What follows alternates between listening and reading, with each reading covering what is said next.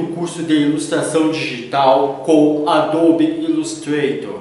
Você vai aprender não só a ilustrar digitalmente o seu mangá, mas o preparar para se tornar um anime, ou seja, um elemento, um personagem de animação. Você vai aprender a ilustrar animes femininos, itens, roupas, acessórios, bem como trabalhar não só a questão do figurino, mas principalmente criar efeitos, sombras, para dar profundidade. Em suma, você vai aprender através do programa de ilustração digital mais usado no mundo, que é o Adobe Illustrator, como está criando o seu próprio mangá, para tornar um anime, pois você também vai aprender como pintar digitalmente, exatamente.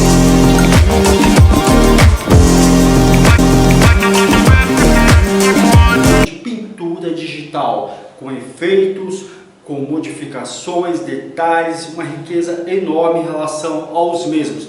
Fato é que pela Camaleão você vai estar aqui semanalmente recebendo gratuitamente novas aulas.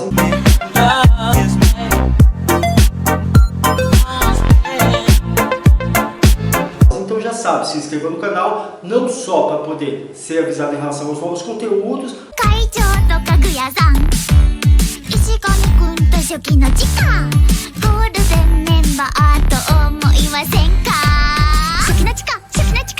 ilustração digital com Adobe Illustrator ensina técnicas universais, então independe qual seja a versão do seu Adobe Illustrator, você vai conseguir tranquilamente trabalhar e aprender, fazer as suas ilustrações no estilo mangá para anime. Sim, independe qual seja a versão do seu Adobe Illustrator, você vai conseguir tranquilamente acompanhar o curso e o melhor de tudo, vai ter direito a suporte, e aí faz toda a diferença.